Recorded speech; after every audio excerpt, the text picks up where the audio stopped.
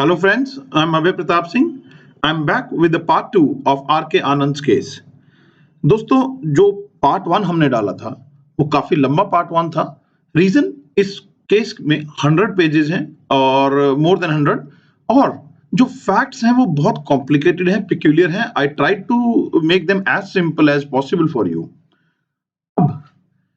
इसके अब जो पार्ट 2 को हम सुनेंगे यहाँ पर हम इस केस को कंक्लूड कर देंगे और आप इससे आई गारंटी कि आपका क्लैरिटी ऑफ फैक्ट्स जो है और जो इश्यूज हैं लीगल वो बहुत क्लियर हो जाएगा. एनीवेज, अब हम सबसे पहले बात करेंगे कि हमने बात करी थी जर्नी ऑफ दिस केस की कि फैक्ट्स इन्वॉल्व क्या हैं, हम पढ़ेंगे इसमें इश्यूज क्या हैं और आर के आनंद के कंटेम्प्ट, जिसको हम ऑलरेडी पिछले वीडियो में डील कर चुके हैं. अब इस वीडियो में बात आएगी आयुब खान के कंटेम्प्ट की प्रोसीडिंग्स में क्या हुआ, पावर ऑफ हाई कोर्ट की जो और बार काउंसिल से मैंने आपको बताया था पहले भी कि क्या प्रैक्टिस को एडवोकेट को रोक सकते हैं कि नहीं हाई कोर्ट, और बात थी ट्रायल बाय मीडिया.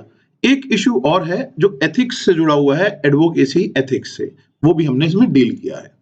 एनीवेज, देखिए जो आयुब खान थे स्पेशल पीपी थे, पब्लिक प्रोसिक्यूटर थे, उनके अगेंस्ट एलिगेशन क्या है, ये कहा गया कि एक स्टिंग किया कुलकर्णी जी ने और उनके साथ एक दीपक वर्मा जी गए जो कि एनडीटीवी से थे. वो उनसे 28 अप्रैल को पटियाला हाउस कोर्ट जाते हैं, उन्हें ढूंढते हैं, उन्होंने मिले.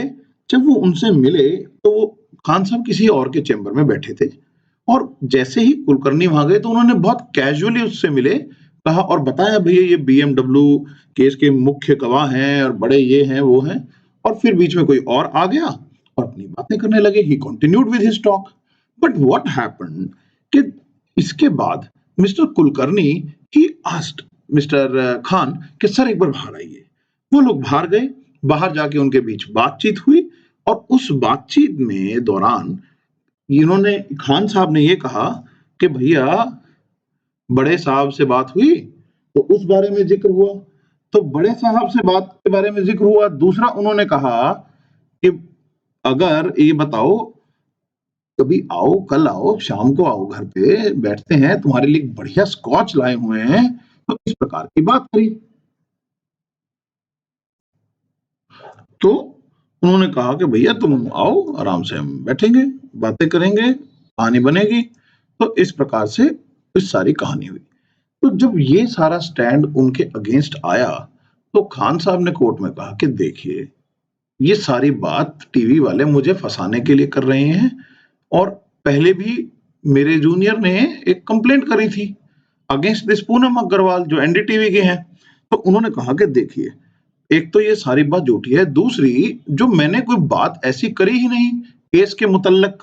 जब मैंने केस के मुतल्लक कोई बात ही नहीं करी तो कंटेम्प्ट है क्या. और उन्होंने एक ऑब्जेक्शन उठाया कि जी देखिए जो हाई कोर्ट ने जो भी फैसला किया ना वो बेसिकली जो आर के आनंद की एयरपोर्ट पे या अपनी गाड़ी में जो कुलकर्णी साहब से बात हुई उस सब में जो भी बार बार खान साहब का जिक्र आया उसके बेस पे कर दिया. उन्होंने कहा कि देखिए मेरा केस और आनंद जी का केस बिल्कुल अलग है, लेकिन कोर्ट ने आउट ऑफ ओवर जीलसनेस मेरे केस को आनंद जी के साथ एट पार ट्रीट कर दिया. उनका ये कहना है कि आप मुझसे पूछें तो सही भाई, आप वो कह रहे हैं कि जब वो आया मैंने तो उसको और कुछ कहा भी नहीं, उससे बात करी, एटीट्यूड नॉर्मल था. मगर देखिए ऐसा मैंने क्या किया है. तो कोर्ट ने वैसे सुप्रीम कोर्ट ने कहा देखिए खान साहब, वैसे बात जो सुप्रीम कोर्ट जजमेंट में गई कि बातें आर्गुमेंट्स बहुत सारे खान साहब के ठीक हैं, लेकिन एक बात को हमें समझना पड़ेगा कि आपके पास एक गवाह है जो इतने साल से फरार है या जो मिला है और आप उसको कह रहे हैं कि आओ शाम को बैठते हैं ड्रिंक्स पे. तो ये जो आपका बिहेवियर है वो नॉर्मल नहीं है. दूसरी बात उन्होंने कहा जो आप बार बार बड़े साहब की बात कर रहे हैं वो कौन है. खान साहब ने कहा वो बड़े साहब मेरा कहने का मतलब था पुलिस के बड़े ऑफिसर, आला अधिकारी. लेकिन जब ये बात और जो स्टिंग हुआ है या जहां भी बात हुई तो कुलकर्णी जी के बाकी जो रिकॉर्ड्स हैं उससे बार बार हुआ कि ये बड़े साहब और कोई नहीं आनंद जी हैं. तो बट कहीं ना कहीं इस सब में क्लैरिटी नहीं है. अब कहानी क्या है दोस्तों, मैंने आपको पहले भी बताया था कि यहाँ पर 5 स्टिंग थी. अब वो स्टिंग 5 क्या, देखिए पहला सबसे पहला जो स्टिंग हुआ, वो स्टिंग हुआ था हमारे खान साहब का। उस स्टिंग में 2 कैमरा यूज़ हुए थे। एक जो कुलकर्णी जी ने करा और दूसरा जो दीपक वर्मा जी ने करा। तो ये जो दोनों कैमरे हुए, दोनों में रिकॉर्डिंग हुई। उसके बाद 3 स्टिंग आनंद जी के हुए, जो एक एयरपोर्ट पे हुआ, एक उनका गाड़ी में, हाई कोर्ट से गाड़ी में साउथ एक्स जाते हुए हुआ, और दूसरा साउथ एक्स में शाम को हुआ, जहाँ पर लवली जी और वो जो उनके क्लेयर सवेरा थे और वो सब भी मौजूद थे। तो वो सब है। अब क्या हुआ कि जब कोर्ट ने ये बात ऑब्जर्व करी, सुप्रीम कोर्ट ने भी, कि देखिए, जब 31 तारीख को ये टेलीकास्ट हुआ, 31 को सुबह एनडीटीवी इंटरव्यू लेने चला गया खान साहब का, और वो इंटरव्यू करीब 23 मिनट का था और एयर भी हुआ। लेकिन उसके बाद उन्होंने वो पूरा 23 मिनट का ना दिखाकर केवल कुछ पार्ट ऑफ दैट क्लिप ही दिखाए। तो उसके प्रति भी ऑब्जेक्शंस उठे। तो अब उन्होंने ये कहा कि देखिए, इस सब से ये लगता है कि जो एनडीटीवी का एटीट्यूड है वो कैवलियर या कैजुअल है, बड़ा लेथार्जिक, ढीला-ढाला रवैया है। उन्होंने जहां भर भी सारी क्लिप्स नहीं दी, कई बार ऐसा क्लिप्स दी जो मटेरियल बिल्कुल सेम नहीं था जो हाई कोर्ट में दिया गया, और उन्होंने ये तक कहा कि जो पूनम अग्रवाल ने एफिडेविट दिया है क्लैरिटी करने के लिए सारा ऑब्जेक्शन को, वो कब दिया? भैया, जिस दिन कंटेम्प्ट नोटिस को, वो शो कॉज नोटिस का जवाब दिया है, उसके बाद दिया है उन्होंने। तो उन्होंने कहा कि भैया, ये जो सारी कहानी है, इससे मुझे प्रेजुडिस हुआ है। लेकिन देखिए, सुप्रीम कोर्ट ने कहा, देखो, कहीं भी, क्योंकि खान साहब ने देखिए पहली बार से एडमिट किया था कि ये कन्वर्सेशन जो बात हुई है। लेकिन उनका ये कहना था कि आप ये तो बताएं कि मेरी बात हुई है, ठीक है, मैंने ऐसा किया क्या है? तो उन्होंने कहा कि ऐसा कुछ नहीं है, लेकिन ये सब इनकी कॉन्स्पिरेसी है मेरे अगेंस्ट, और इसके अलावा कुछ भी नहीं है। लेकिन देखिए, जब कोर्ट में सारी बात चली, कोर्ट ने कुछ बातों को एक्सेप्ट किया कि जो एनडीटीवी ने क्लिप दी थी, उसमें सिर्फ उतनी ही बात है जो कुलकर्णी की खान से हुई है, लेकिन वो बात नहीं है जो कुलकर्णी की दीपक जी से हुई। भाई, वो दोनों साथ थे, वो बाहर निकले, उनके बीच क्या बात हुई, ये सोचने का विषय है। दूसरा, द हाई कोर्ट ने ये कहा, जो ट्रांसक्रिप्ट की ओमिशन है, वो कुछ ऐसी-ऐसी ट्रांसक्रिप्ट्स को विथहोल्ड किया एनडीटीवी ने, वो एनडीटीवी का कहीं न कहीं थोड़ा-सा कंडक्ट सही नहीं है। वैसे तो मैंने आगे बताना था, बट मैं आपको यहाँ पर एक बात और बता रहा हूँ कि जब ये बात हुई, आपको मैंने अभी बताया कि जब खान साहब ने कहा कि भई कुलकर्णी, कल आना, शाम को बैठेंगे, स्कॉच पिएँगे, तुम्हारे लिए स्कॉच लाई हुई है। तो देखिए, जब वो स्कॉच लाने वाली बात है, इसका मतलब अगले दिन कुलकर्णी को बुलाया, एक अपॉर्च्युनिटी थी। लेकिन उसकी कोई क्लिप नहीं है। वो मिलने गया, नहीं गया, या क्या हुआ? तो कोर्ट को रादर लगा कहीं न कहीं कि कुछ न कुछ मटेरियल है जो एनडीटीवी रोक रहा है, कंप्लीट उन्होंने भी डिस्क्लोज़ नहीं किया, और ऐसा कोर्ट ने केस में ऑब्जर्व किया भी है। एनीवेज़, तो यहाँ पर जब ये सारी चीज़ें आई खान साहब के अगेंस्ट, तो कोर्ट ने कहा कि देखिए, जो इनके अगेंस्ट एलिगेशंस हैं, उन सारी एलिगेशंस से एक बात समझ आ रही है कि इनके अगेंस्ट कंटेम्प्ट का तो कुछ भी मैटर नहीं मिल रहा। बट एक बात श्योर है कि प्रोफेशनल मिसकंडक्ट है। क्यों मिसकंडक्ट है? इसलिए मिसकंडक्ट है, भैया, आपके पास एक गवाह जो पहुंच नहीं रहा, जो कह रहा है मैं सम्मन लूं या ना लूं, आप उसको क्यों नहीं कह रहे कि आप चलिए कोर्ट सम्मन कीजिए? आप उसको कह रहे हैं शाम को आओ। आपको पता है कि वो गवाह 1 ओवर हो चुका था, कितनी बार उसके साथ क्या हुआ है, आप उससे ऐसे ट्रीट कर रहे हैं। जिस आदमी के कोर्ट में जाने से झगड़े हो गए थे, जब जॉइंट कमिश्नर की रिपोर्ट बनी, उस आदमी को आप आराम से बात कर रहे हैं, कुछ ना कुछ तो फिशी था। ये बात तो कोर्ट मानती है, इसीलिए उन्होंने कहा कि ये ग्रेव प्रोफेशनल मिसकंडक्ट है, और इसीलिए उनको 4 महीने की जो वो थी, उसे अपहेल्ड रखा। लेकिन क्या हुआ कि क्योंकि जब तक ये सब डिसाइड हुआ, ऑलरेडी वो 4 महीने का जो दीवार था, वो रह गया, और उन्होंने कहा कि भैया, जो उनको सीनियर एडवोकेट का जो उनसे हम विथड्रॉ कर रहा है, जो वापस ले लिया था, उसको हाई कोर्ट को कहा कि आप कंसीडर कर लीजिए कि इनको सीनियर एडवोकेट में रखना, डेजिग्नेट करना है या नहीं करना है। एनीवेज, अब जो अगला एक इश्यू आया, क्योंकि इसमें देखिए कोर्ट ने कंटेम्प्ट में क्या था, एक तो सजा की बात है, दूसरी इनको कहा कि भैया, आप प्रोहिबिशन है अपीयरिंग इन कोर्ट्स, हाई कोर्ट या सबऑर्डिनेट कोर्ट, कब तक? 4 महीने। तो अब जब ये मुद्दा ये दोनों के लिए हुआ था, देखिए ये आनंद जी के लिए भी हुआ है, ये खान साहब के लिए भी। अब हम कॉमन प्लेटफ़ॉर्म पे बात करते हैं। तो जब उन्होंने कहा कि 4 महीने होगा, तो अब यहाँ पर आया मुद्दा इन्वॉल्व्ड क्या? किसी ने कहा कि भैया जी सुप्रीम कोर्ट जो है वो सेक्शन 38 जो एडवोकेट एक्ट है उसमें कुछ भी कर सकती है, एपेलेट पावर है। और बात देखिए यहीं पर आंसर है कि एपेलेट पावर है 38 में अपील्स की, अपने आप से सुओ मोटो खुरू में करने की पावर नहीं है। और इस केस में 200 आर्टिकल 215 को इन्वोक करते हुए कॉन्स्टिट्यूशन के कोर्ट ने कंटेम्प्ट प्रोसीडिंग शुरू करी। अब उन्होंने कहा कि भैया जो एडवोकेट एक्ट है वो गवर्न करता है एनरोलमेंट ऑफ एडवोकेट, क्वालिफिकेशन, आप प्रैक्टिस करने का राइट आपका एडवोकेट एक्ट से गवर्न होता है। तो वहां से गवर्न होता है। तो हाई कोर्ट अगर ऐसा ऑर्डर पास करती है, क्या यह encroaching into the domain of other नहीं है? तो ये सवाल आया। फिर क्या हुआ कि कोर्ट का ध्यान गया section 34 of advocate act. Section 34 of advocate act कहता है कि हर हाई कोर्ट कुछ रूल्स फ्रेम करेगी for practice as an advocate, कि उसके आगे कौन करेगा। देखिए अब मैं आपको बताऊंगा, आप सुप्रीम कोर्ट में एडवोकेट ऑन रिकॉर्ड सुनते हैं, बिल्कुल वो एडवोकेट ऑन रिकॉर्ड वाला जो फंडा है वो यही है, कोर्ट गवर्न करती है उसको, वहां पे बार काउंसिल नहीं है। तो उन्होंने कहा कि 34 में यह करो। लेकिन प्रॉब्लम क्या थी कि जो दिल्ली हाई कोर्ट है उसने ये रूल भी फ्रेम नहीं किए हुए थे। हालांकि कुछ हाई कोर्ट्स के थे पर उनके नहीं थे। तो ये मुद्दा आया। फिर उन्होंने कहा कि एक चीज और थी कि जो मिस्टर आनंद थे या इन ये आप लगाएं, इनको किसी ने नोटिस ये तो दिया कि हम तुम्हारे अगेंस्ट कंटेम्प्ट करेंगे। भाई कंटेम्प्ट तो सेक्शन 12 में सजा है, आप जो भी करोगे 1 महीना 2 महीना जेल। मगर अगर आपको ये उनको राइट टू प्रैक्टिस भी रोकना है तो इस बात का नोटिस तो देना चाहिए था ना, so that they could give a reply to it, so that they could bring some evidence to it. समझ रहे हैं बात? भाई कंटेम्प्ट ऑफ कोर्ट में सेक्शन 12 में तो आप ये कर सकते हैं भाई इसने कोर्ट की अवमानना करी, 1 महीने की सजा, 2 महीने की सजा है, जो भी। लेकिन यदि हाई कोर्ट ये करना चाहे कि भैया इनको रोक ले, तो वो कैसे रोकेगी? भैया वो अगर करना है तो आप उनको नोटिस तो देंगे, रूल ऑफ नेचुरल जस्टिस तो फॉलो होगा अगर सीआरपीसी और एविडेंस नहीं भी होगा। हम सुई जनरस की बात कर रहे थे। एनीवेज, तो यहाँ पर 2 केसेस को कोर्ट ने फॉलो किया। 2 केसेस आए, फॉलो तो नहीं कहूंगा। Supreme court bar association versus union of India 1998 supreme court.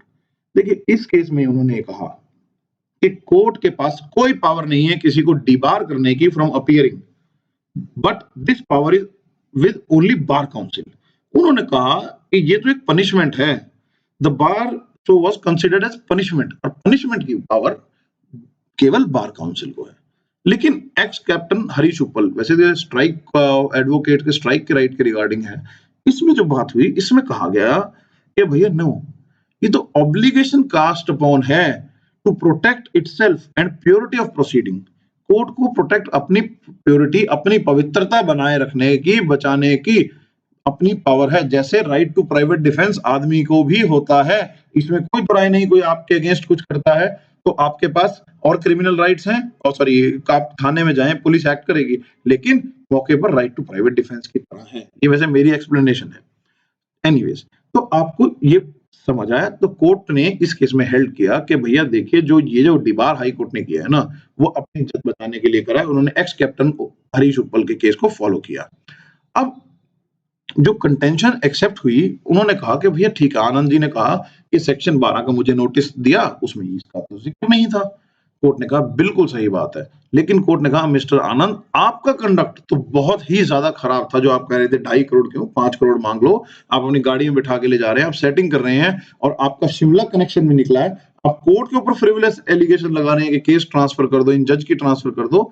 तो जब मनमोहन सरीन जी वाली, तो आप जब ये सारी बातें कर रहे हैं, यहाँ पर आप गलत है। रादर आपको सजा तो 4 महीने कम मिली, आपकी तो बढ़ा देनी चाहिए। जब बढ़ाने की बात हुई, उन्होंने कहा ठीक है, नाउ शो कॉज नोटिस आपको दिया कि आपकी सजा क्यों ना बढ़ाई जाए, और ये भी बताएं अब आप ऐसा क्यों ना हो। जब ये सारी बात हुई तो देखिए तभी उन्होंने, मैंने आपको बताया ना, बाद में सॉरी भी फील किया और सजा वो जो हुई 2012 का केस। तो ये सारी बात हुई।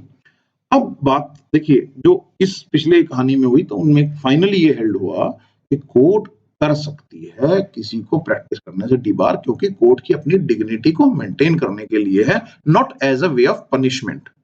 ठीक है। और इसमें इशू था भी, दिल्ली हाई कोर्ट ने कोई रूल्स फ्रेम नहीं करे हुए थे सेक्शन 34 के तहत।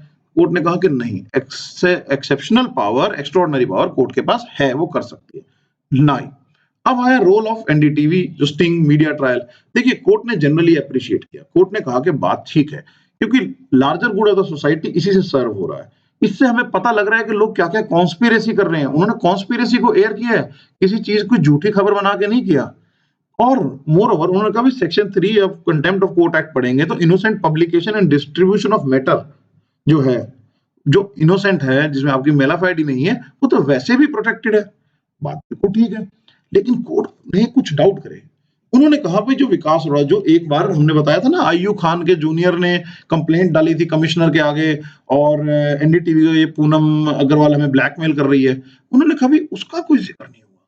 जबकि जब उसने कंप्लेंट डाली उसके 2 ही दिन बाद स्टिंग कर लिया था पूनम ने, उसके 2 ही दिन बाद स्टिंग कर लिया था। दैट मीन्स कुछ उसको, पूनम अग्रवाल को अपने एफिडेविट में कुछ कहना चाहिए था, कुछ तो बात फिशी है। फिर उन्होंने कहा भैया वो स्टिंग के बारे में भी कुछ नहीं कहा कि स्टिंग हुआ या नहीं हुआ। जब खान साहब ने कहा कि कल आना, तुम्हारे लिए स्कॉच लाए हैं, वो जो अगले दिन गया नहीं गया, और नहीं गया तो क्यों नहीं गया, या कुछ उसके ऊपर कुछ नहीं है। कोर्ट ने कहा कि देखिए ये तो बात पक्की है कि एनडीटीवी बातें छुपा तो रहा है।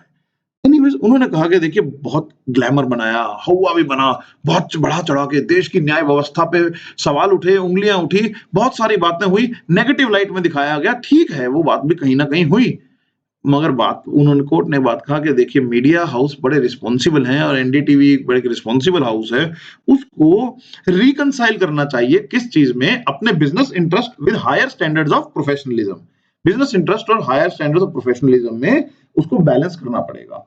ठीक है, और उन्होंने कहा पर कुल मिला के एनडीटीवी का जो रोल है वो कहीं गलत नहीं है। It was not a trial, it was just facts सामने आए हैं और इसमें कोई गलती नहीं है। कुछ एक कंसेप्ट लोगों ने कहा कि जो ये सब स्टिंग्स वगैरह हुए थे, ये तो शुरू में हो गए थे 12-14 मई तक, लेकिन दिखाया 30 मई को गया। उसके लिए एनडीटीवी ने कहा कि देखिए हमने तो, क्या हुआ कि कुलकर्णी जी पहले तो स्टिंग के लिए हाँ करके बाद में मुकर गए, जब स्टिंग हो गई और बाद में मुकर गए तो हमें लीगल ओपिनियन लेनी पड़ी और इस सब में टाइम लगा। ठीक है, अब इसका जो लास्ट एस्पेक्ट है, रोल ऑफ लॉयर। देखिए इस सारी कहानी में आपने देखा वकील इन्वॉल्व है, तो समझ ही आता है कि ये जो फैक्ट्स हैं इस केस के, वो मैनिफेस्टेशन है कि general erosion of professional values among lawyer, कि हमारे एथिक्स वैल्यूज इतनी गिर चुकी हैं कि हम अपने चंद लालच और जीत के लिए कुछ भी कर सकते हैं। इस स्वार्थ से लिप्त हो चुके हैं। We are so much into this, our greed has no ends.